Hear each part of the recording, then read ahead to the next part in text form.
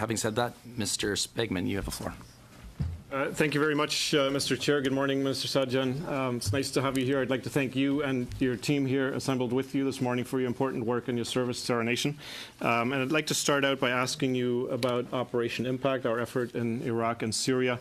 It's a topic of great interest to me. I've spent a significant amount of time on the ground in Iraq, but more importantly, it's a topic of interest to all members of this committee and increasingly to members of our constituencies, residents of our constituencies. In Mississauga Lakeshore, my riding, people ask me quite regularly about updates on the effort that our women and men are engaged in on the ground. I must say that I'm quite proud of the work that we're doing as Canada to help Iraq and Syria find their ways forward, and equally importantly, to help those people that are displaced by this prolonged conflict. There's an overall commitment of $375 million that includes the global affairs component, and our component for DND is just over $140 million. And I'm wondering, Minister, if you could give us an update to start out, just how things are going at the moment on the ground in Iraq and Syria, how Operation Impact is unfolding, and then I've got a few more specific questions after that as well. Yeah, absolutely. Thank you for the question. When we looked at the situation in Iraq before deciding on what type of capabilities and assets to put in, we took a very thorough approach, not at the current fight at that time, but what was it going to look like in the coming year, which is currently.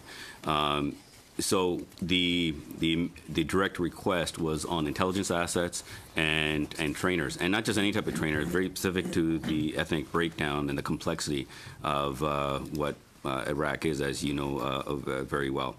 So first of all, the intelligence components that we put in, it wasn't just about doubling the capacity, it's about putting in the right type of intelligence, getting a fusion center in place that's going to allow for that intel to be put into a proper packages that go through a very rigorous process. And that process has gone extremely well, and it has allowed the coalition commander a much needed intelligence capability for decision making and targeting. The other aspect also is the training. It's very critical that the right type of groups were trained and at the right time as well. So as the other cities were being taken starting earlier in the year, there's a lot of work that we needed to do with our allies with respect to training for the North. And you can see the fruits of that labor now. So as we're now actually about to liberate Mosul, having those right groups was very critical, and making sure that no additional tensions were created. And that leads me to the ministerial liaison teams. That whole of government approach that we were trying to take here is having a tremendous impact. The ministerial liaison teams that is led by a Canadian general, and working directly with the Ministry of Defense and the Interior has allowed for the sequencing and some of the situational awareness to go very well. But keep in mind, military solution is just one aspect of things, and a lot of other work has gone behind the picture. The political situation is equally important, and so the work that my colleagues have done, not just in Iraq itself, but in the region, has had an impact. And now we need to work very hard to making sure not just the liberation of Mosul, but the political aspect and stability remains. Minister, it's fair to say then from your comments that relationships on the ground, be they military, be they political, be they relationships in broader civil society in Iraq and Syria as the scenario evolves, are absolutely critical, and that we're deeply engaged in building those relationships. Absolutely, and that is essential for anything that we do around the world.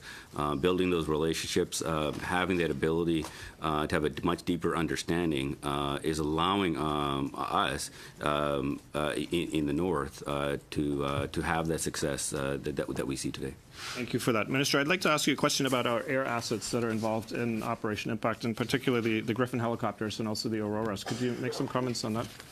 Yes, I mean, the Griffin helicopters, when we put those in, we wanted to make sure that our troops had all the necessary resources there. The movement of personnel and equipment is essential.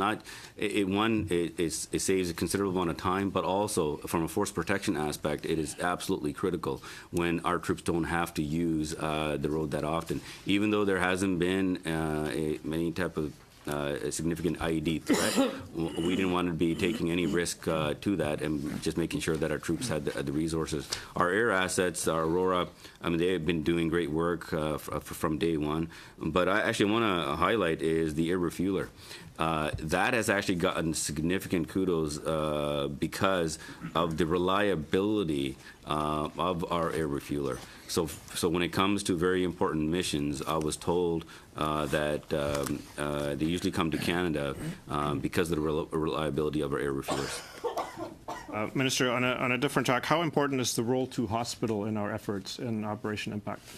Well, when we were looking at the situation, and as I had my regular counter ISIL meetings with the key contributing nations of 13 of us, we always assessed the situation and made adjustments. And there was a direct need to put some medical personnel, hence the reason why we took this role on. We have tremendous ability for it, and having a role 2 capability with our personnel for a certain period of time has given eased the burden on the coalition.